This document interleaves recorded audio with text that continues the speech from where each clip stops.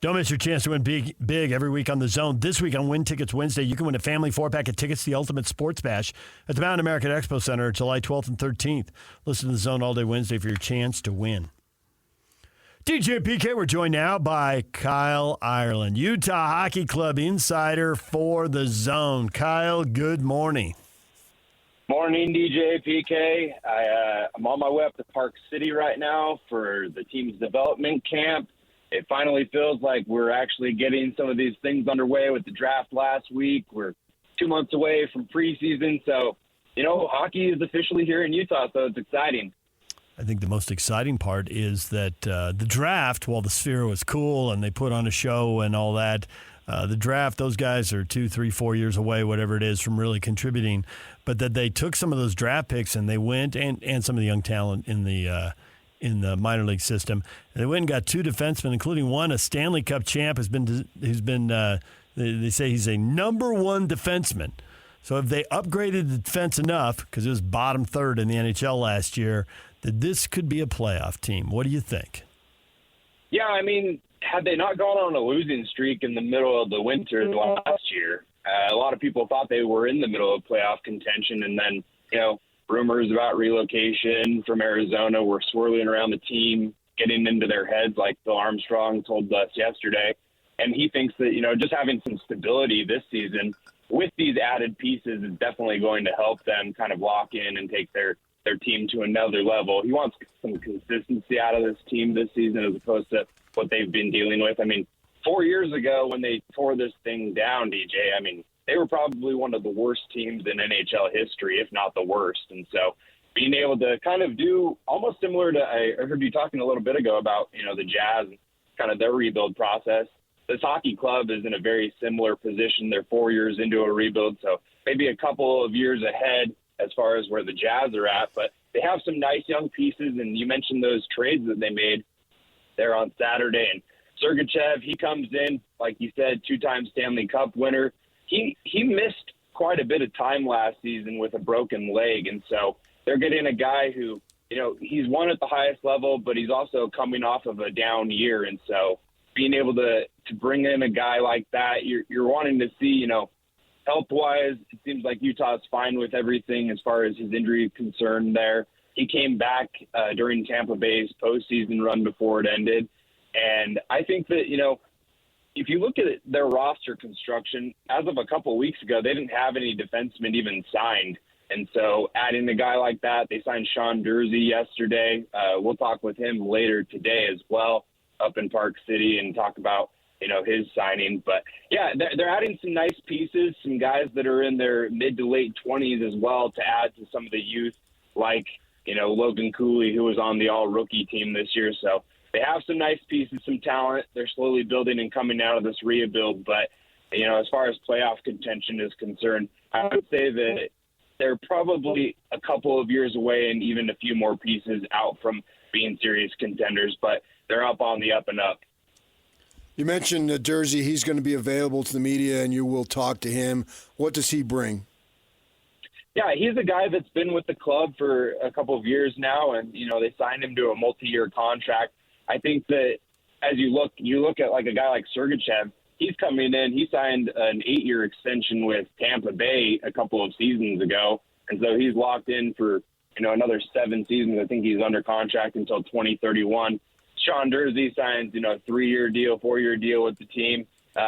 They're looking at some of these guys like the Durzis where they're still somewhat a known commodity, but they're still young enough that they're not at the Sergachev levels. They're not at the, highest of the highs in the league. And, Utah doesn't really have a ton of elite talent, elite players. You've got, Sergachev's probably up there with Clayton Keller as the best players on this team. But as far as everybody else, they're still really young, really inexperienced. And, DJ mentioned a while ago, even these draft picks that are coming in, you've got guys that are, 4 years before they may even play at the NHL level. Right. But you've got a guy like Durzi who he's played at this level for a couple of years now. He's experienced, but I would say that he's one of those role pieces. He's a guy that's not going to be, one of those guys that's going to necessarily lead you to the Stanley Cup playoffs, but he's a nice piece to have as they build this team out. that comment we've heard, and he's said it a couple times now. Bill Armstrong says, we got a bunch of 20-goal scorers. We need 50-goal scorers. Okay, 50? Well, sure. I mean, who doesn't? What is it like for the lines? The number one line, the number two, the number three, they're going to have 4 lines, right? The 20-goal scorers, I assume that's good for the fourth and third line, but that doesn't cut it for the first line. Am I right? Help me out. Yeah, I mean, I think that you see the young pieces that they have on their offense. They're pretty exciting, and I was kind of surprised that they took a guy like Enigla there with the 6th pick because they did need so much help on the defensive side of things. But they do need to add more talent just across the board. And it seems like Bill Armstrong is the type of GM where he's going to add, best player available in the draft, look to add pieces throughout free agency, but really build his, core of his roster, through the draft. And you see these young guys that have a lot of talent. They're raw. They traded up for Hudon as well, and he's another guy who's going to be able to help that offensive attack. I think that you mentioned, the 50-goal scorer.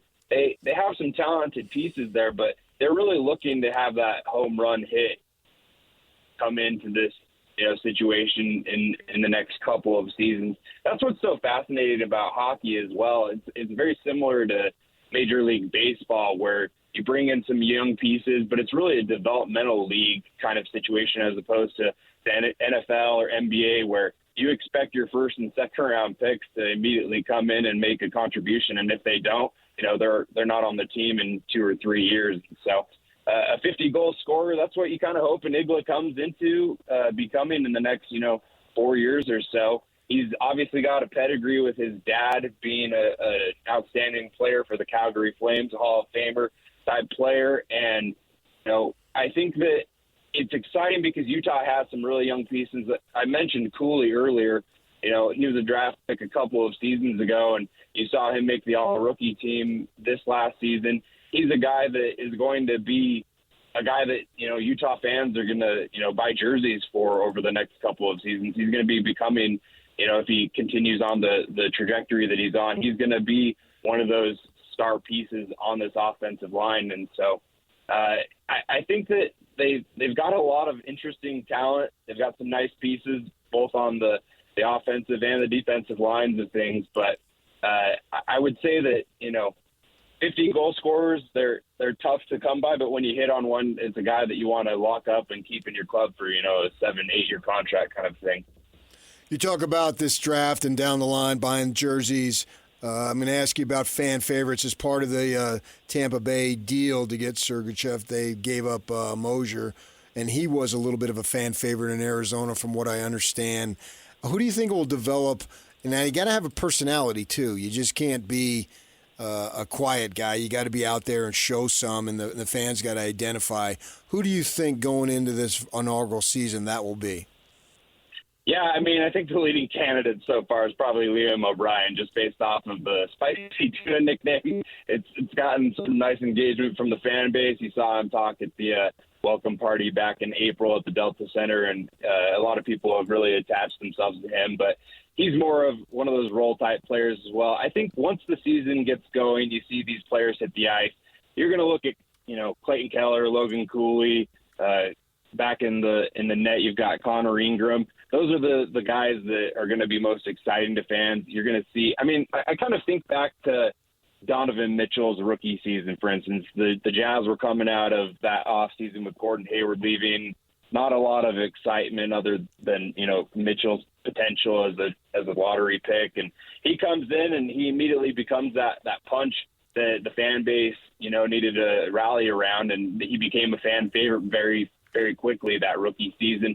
I think that, having this team come in, once they hit the ice, you're going to see those all-star players, those guys that are super talented, young potential, and fans are going to attach themselves to, whoever is really going to shine on the ice this season, which is really fascinating because it's not like you're bringing a lot of the Coyote fans up into Utah. And so, a guy like Moser, he's a fan favorite in Arizona, but a guy like Connor Geekie, he's also, a really nice young piece that they lost in that deal. And Utah fans just haven't seen him hit the ice. So to be able to lose those guys in trade where you get Sergachev, maybe Sergachev becomes, everybody's favorite in Utah. That's what's so fascinating, I think, PK, about this team is it's a fresh start. You're starting from the ground up, but you have the organizational structure of the Coyotes coming in. It's not an expansion side like you had with, either the Golden Knights or the Kraken in the last few years. Kyle Ireland, Utah Hockey Club insider for The Zone, joining us. So you're headed to this camp in Park City. They get a couple of sessions. You got a thing at the Delta Center coming up on Friday. Is that the closest we're going to see to a summer league that Jazz fans are used to? Is there anything like that anywhere in the NHL? Are they off in some small town in Canada we don't know about? What's the deal? Yeah, it's kind of fun that they're having, the rookies and the draft picks get together. It's not going to be, the veterans coming in and, you're not going to see Sergachev up in Park City this week. It's going to be these young players. A lot of these guys are going to compete this week with the team. They'll try and make, the roster as far as the NHL is concerned as well later this summer as things kind of get ready in September for the season to kick off on October. But this camp is really going to be about developing these young guys, sending them back to their club teams, whether it be in Canada and the OHL or the Western Hockey League, send them back and then, have them continue to develop their games. Even Utah's first-round pick, T. Janigla, he's going to probably go back to his team in Kelowna and spend another year or two with them and then try and make it up to the NHL level, which, goes back to my earlier point. You just don't see that in some of the leagues that the fans here in Utah are accustomed to. You expect, the Jazz made 3 picks in the NBA draft earlier in the last week, and those guys, fans are going to expect them to see some playing time this year, whether it's, by the All-Star break or towards the end of the season. And this development camp's really going to be interesting because they're going to do some 3-on-3 scrimmages, 4-on-4. So it's not even going to be a typical hockey game format. A lot of it's going to be, off-ice instruction as well. And then they're going to have that scrimmage at the Delta Center later this week where fans are actually going to be able to see these guys hit the ice for the first time in Utah. Kyle, we appreciate the time as always. Thanks for joining us, and we will check in with you again. Thanks, guys. Have a good morning. Kyle Ireland, Utah Hockey Club insider for The Zone. DJ and PK, everything you missed in this show. Paul George, Zach Wilson. Including breaking news, Utah football. Although I don't understand how it is breaking news, but what the heck do I know? It shouldn't be breaking news. Considering I've had discussions, we got to be careful here, with guys involved, but here we are. We'll get to that next. Stay with us. DJ and PK, it's 97.5 The Zone. It is time to get you 9 a.m. radio slackers up to date. Just joining the show. It's brought to you by Tim Dahle Mazda Southtown. Find your new Mazda at the south end of the valley at Tim Dahle Mazda Southtown. That's Tim Dahle Mazda Southtown in Sandy. But if you're a Utah football fan, you're joining the show at precisely the right time. You're not 3.5 hours late. You're getting in just when there's finally some Utah football news. Although, PK, is this one of those things that is news in 40, 43, 49 states, but not in the one we're in? Pete Thamel, who's he work for, ESPN? He's ESPN's college football insider. I have a lot of respect for the guy. I've talked to him on the phone. I don't know if I ever met him. Sources. Utah is naming defensive coordinator Morgan Scalley as the successor to longtime coach Kyle Whittingham. Scalley will make at least $5 million as head coach when he's elevated per his latest contract. There's no timetable for Whittingham to leave. Well, I think that, at least from my perspective in conversations, and I've said this, that I've known about this for a good while. And we all have. And then Utah puts out a press release today, right? Monday, July 1st, 2024. Came out minutes ago, yeah. Okay, but did you read it?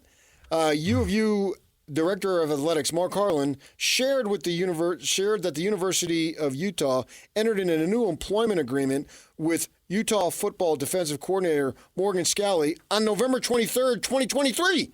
You know what? July 1's a great time to announce that we did this. I don't know if you've been here the last 3.5 hours, but there's been some discussions about what year we are in.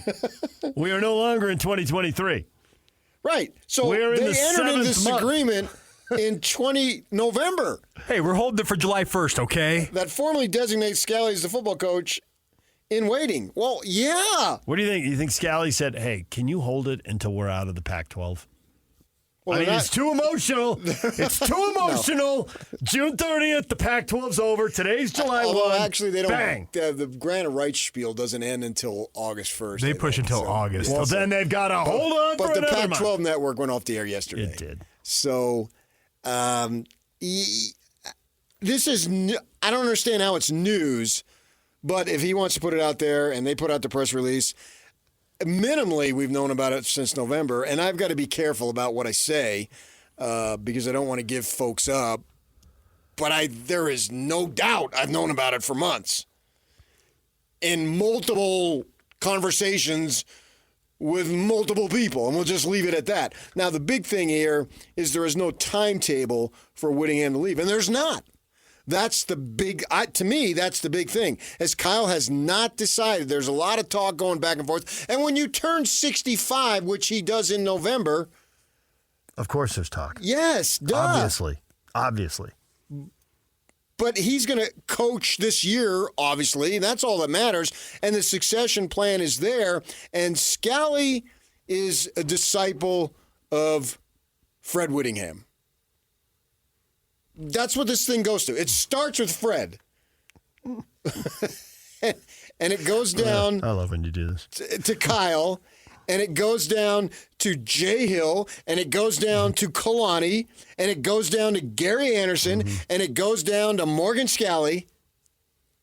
They're all spokes, but at the middle of that wheel is Fred.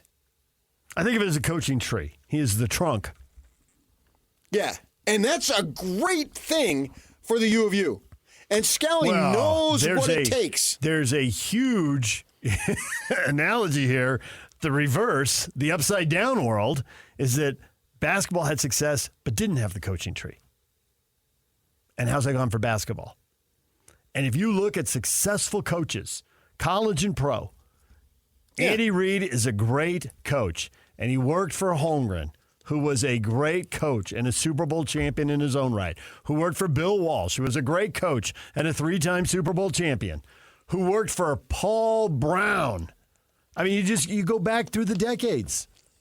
This is how it's supposed to work.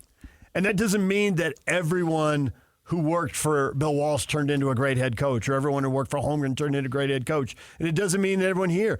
I mean, Fred wasn't even a head coach. He was a legendary defensive coordinator. Mm-hmm.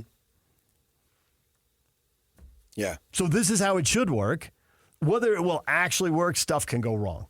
But you do this to give yourself the best chance. You can hire an Urban Meyer out of nowhere and hit. You can. Now, Urban comes from a great coaching tree himself. Earl Bruce. Sonny Lubick, right? I mean, the people who had impact on him won. I love Sonny Lubick.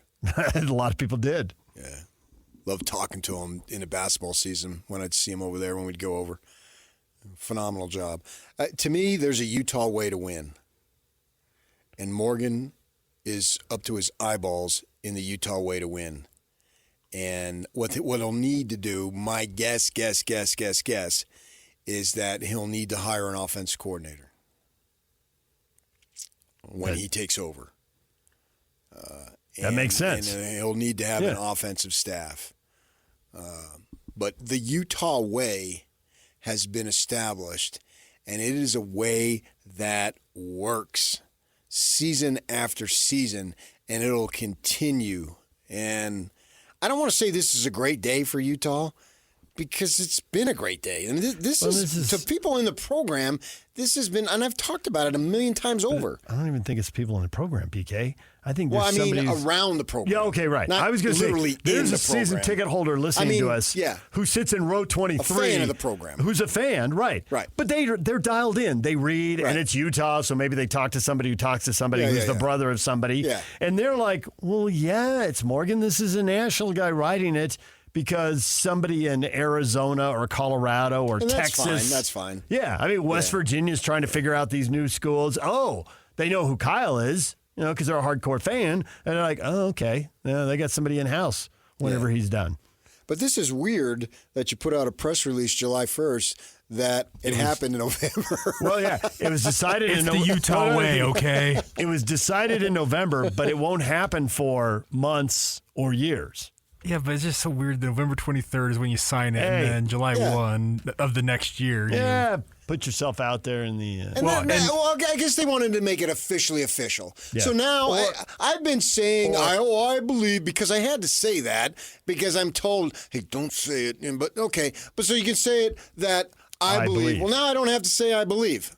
No, the other thing about this is that there's a lot of announcements going on with other teams. BYU revealed they're going to wear the 1996 throwback jerseys. I am fired to freak up. Schools jump into different conferences officially today with Texas and Oklahoma going to the SEC. Steal a little bit of the news. Hey, they put out their uniforms. Well, we'll one-up you. Yeah. Our head coach in waiting's in place. Or did they just get a request for a Freedom of Information, the Freedom of Information thing? Too, sure. And they're like, oh, just announce it. We don't want to deal with the grandma. Just announce it already. But it's been no doubt it's been understood. Yes. And it's great. Well, I don't want to get caught up on who had the story, whatever. My paycheck's going to clear either way, and I'm fine. And I'm doing great, and I love this job and all this. So I don't need any of that nonsense. The bottom line is two things. It's great for Utah, and Kyle's not done. Now, he may be done this year. And yeah, I've had discussions, but I don't know. Let him go. There's a chance he doesn't know. He may think he knows. I'm not so sure he does. Why? You don't have to make a decision now. Because you're telling the recruits, and this is another thing, they've been told already. These recruits going juniors in high school who are considering Utah, they know this. This has already been known. Yeah. And so there's going to be really no concern. I loved it when Saban got into this. Saban got into because as he got older, and so the negative recruiting. Well, yeah, Nick's great, but is he going to be there? You better ask him. And, Coach, are you going to be there? He's like, hey, you hear about the transfer portal? Are you going to be here? Well. Yeah. But, I mean, you got your own concerns going into it. You do. And you get to ask. But. And this eliminates that. I guess it's officially eliminates it. It's been eliminated for 2 recruiting classes. For the defensive players, I just don't see that it's going to be that big a difference. I mean, it's a difference because every personality carries their own. That's all they recruit is defensive players. But I think you're right. The offensive coordinator is of the same generation and has worked for Kyle 2 different times. So I don't think that we should think that transfer's over. Maybe it will because I don't have any guarantees, but it seems like I believe that he could go. Yeah, he could hang it up at the same time. And I will also throw something out. I believe there's an offensive, whoever the offensive coordinator is, I believe he might already be in state.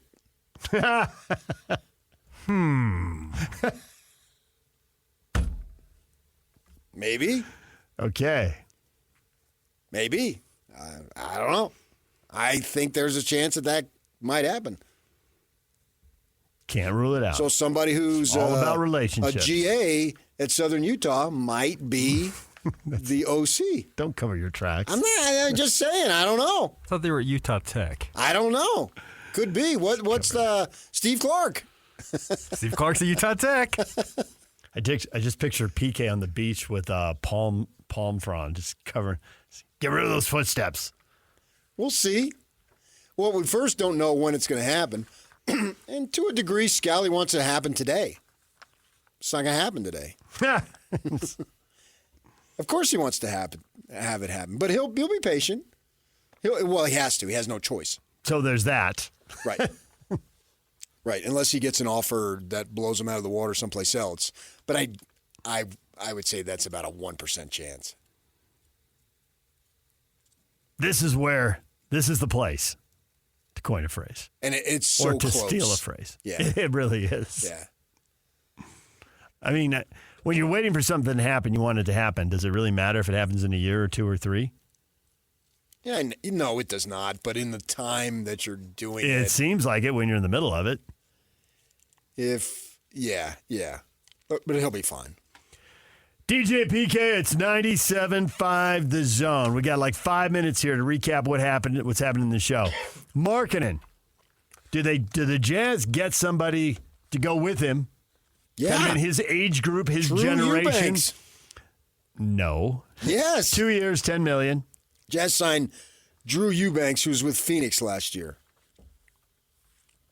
How big is he?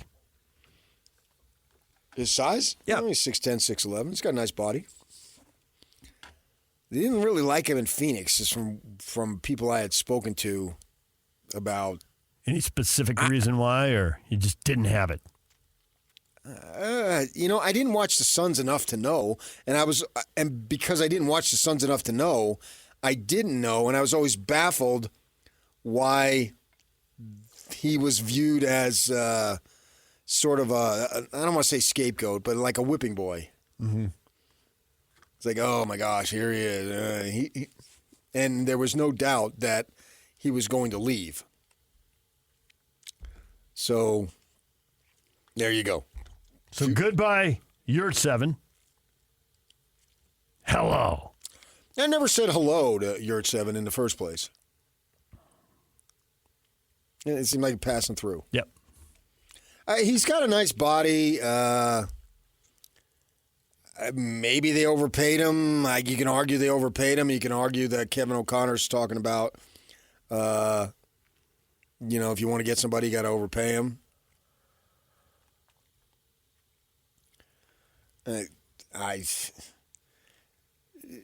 This doesn't do a whole lot for me, but if you're bringing in a backup center, to me, it's like I want to see a major increase from Kessler. We talked about it earlier this morning. If he's on the team. I'd rather see a major. I think there's more upside to Hendricks. If I could only see one player make a major step forward, I'd take Hendricks. Oh, yeah, but that's a different position. It is. We're talking about Yeah. center right now. Yeah. Eubanks is a center. Yeah. Well, if you're talking overall team, yeah, the highest draft choice on the roster, who is of these last couple years. Obviously, Markkanen went seventh. Well, yeah. But, I mean, he's already proven himself. But in the young generation waiting to prove itself. In the Danny Ray draft pick era. There it is. Yeah. And if the Jazz can't get somebody to go with Markkanen, then do they move him? And there have been rumors about the Windhorst at ESPN is reporting around the league. They think Ainge isn't just talking about moving Markkanen, that he's actually serious and he could do it. Well, what do you got for me? The Warriors, the Thunder, the Spurs have been some of the early teams thrown out there. Doesn't mean it's limited to them. Well, I think we know the answer to that is you'd better have a lot for Ainge. There's no way Right. Markkanen isn't getting moved. He's not getting moved for 70 cents on the dollar. So who's the if highest you bidder? want Markkanen, you got to come get him, and you got to put $1.20 on the dollar. I want Kuminga. If it's the Warriors. I don't care. You Make it a 3-team deal. Make it a 10-team deal. Markkanen I can don't go care. wherever, but in the long run, you want Kuminga back. Right. I think the reason that people bring up the Spurs is because they're sitting on a lot of draft picks, and there are some teams that are bad, and it's unprotected first-round draft picks. Okay, but they've got to figure out a way if the Spurs want him to get Kuminga, then trade. Well, I don't care what it is. The Spurs have Atlanta's number 1 pick for 2025, and I think it's unprotected. Oh, and that draft is right here. That's different than sitting on an unprotected pick out in which they're sitting on out in the, later in the decade. Well, Atlanta should be sucking next year. Right. And the draft should be good. They gave away Murray or traded away Murray when he went to New Orleans, and they got back Larry Nance Jr. I think I'd rather have Larry Nance Sr. Yeah. And what are they going to do with Trae Young? But that's all fine. Go ahead and do all that stuff. But you got to get a human being back.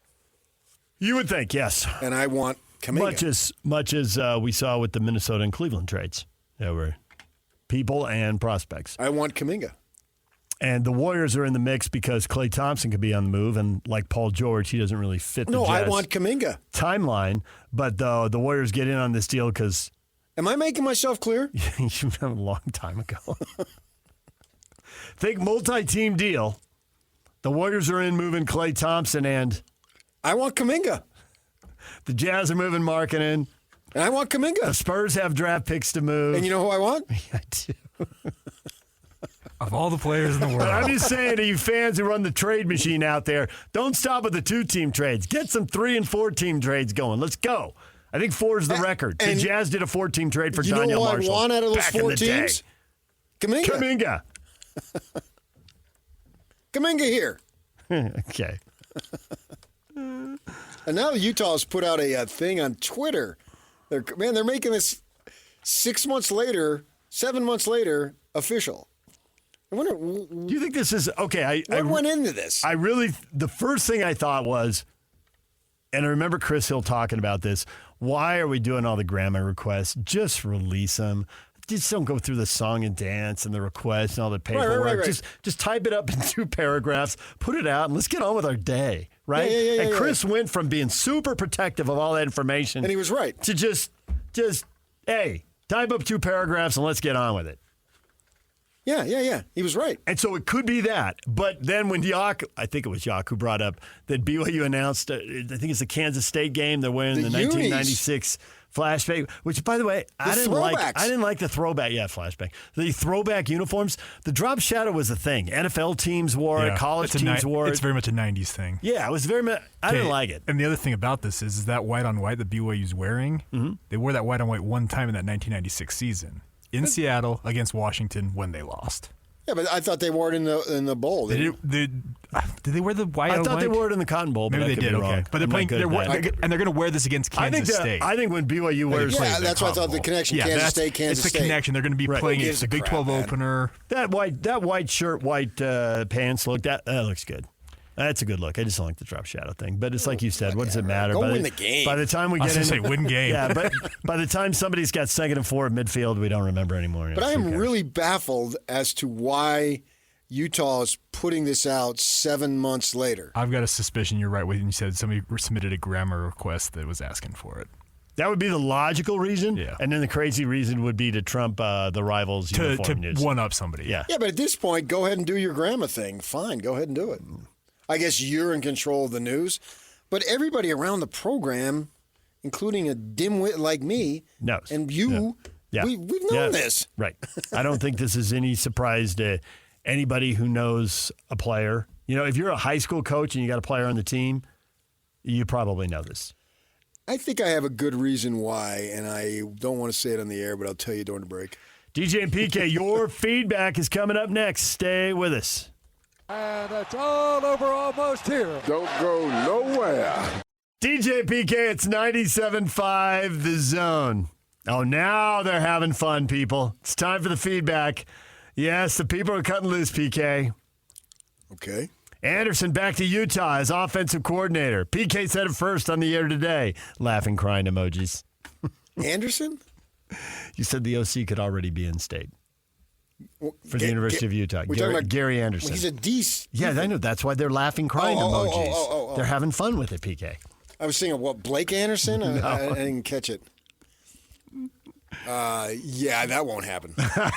That's we can rule that out. I don't think Gary Anderson will be on Morgan Skelly's staff. I think you're right. The age and stuff doesn't work. I would assume if you promoted somebody, it would be Sharif. To DC, Yeah. they're pretty tight, and they are of the same generation. Yeah. At least I have the perception they're pretty tight. No, that's way ahead of ourselves here. And he's been coaching for a good number of years now. And you want charisma. That guy's got it. Unbelievable. Yeah. He's such a good interview. Yeah, yes. He's- Yes. Ron McBride got the Pioneers of Progress Award. And so I went up and did an interview with Sharif because Sharif had been recruited by him back when Ron was turning the program around. Dorsey So High, yeah. He had a really unique perspective, and he gave me the greatest quotes. I mean, just like A++. Sharif? I was a young kid who was angry, and I didn't even know what I was angry about. And he straightened me out. He said, "Young man," he's just like he's getting into the moment. And he's just, you know? Yeah. But it's like you could see it in his eyes. He was like literally time traveling back across the years, you know? Dorsey High is right across from Hollywood, the 10 freeway, and you'll see they do these commercials where it's an arch, and the arch is a glass, and they're in a gym. Yeah, I've seen it. And that is Dorsey's gym. Because I'd seen that, and I thought, oh, that was kind of cool. And I don't know why, but I thought that was in Philadelphia. Because it was like this old Eastern thing. And then you're like, oh, it's in there. And I'm thinking, I think I've seen that. And then subsequently, I've seen other commercials in there. They do a ton of commercials there. Yeah. But that screams something that was like built in 1920 Oh, yeah, and Dorsey wedged has been into a around forever. city. And so I just immediately thought it's in Boston or Philly or something. No, it's Dorsey's that's where they do it, and you'll see. Yeah, it. Sharif talked about how Sharif like, is a people person to the he highest is. degree. Yeah, and he said, what if I made enough of decision? How would my life have turned out? I mean, look at all the important things. Look what I'm doing right now. If I make a different decision, so it was awesome. Yeah. You can totally see why he is a people person and why he's so good as a recruiter. Oh yeah, yeah. And he has the ability to talk about his players and critique them and yet be positive. Because some people just put their players on blast. And he calls them my boys. That never worked well, and it really doesn't work well in the transfer portal If era. I had a kid sending him to play for Sharif, I would have a lot of comfort in that. Yeah. Free agents period is upon us. What should the Jazz do? So many people said go big game hunting. That's just like one thing he said. But people Well, it was a catchphrase, It man. was, and people latched onto it. It's right there. Win by 9, not by 2. David says they'll sign some two-way players. Low expectations. But if you have been critical of them dumping games only for the last 30, and you want in at the top of this draft, isn't that what they have to do? Sign some two-way players? Trade marketing for future assets and embrace the 25-win team? 100%. Yeah, that's why I've been saying if you're going to sign one, sign two. If you can get one real good player, get two. Because I don't know that one real good player is going to make a difference. But if you got two, then you got 3 really good players. Yeah, but don't you have to allow for you get one now and then you get one next year, and maybe there just aren't 2 available right now? Because I do think... No, but that'll screw you up, though. I see that theme, and tell Benny's going to have to wait here. No, because I don't want it impacting the draft. If you're going to suck. If you're going to try to win. But don't half it. DJ PK, we're out of time. Ben is indeed waiting and ready to go. Next, right here on The Zone.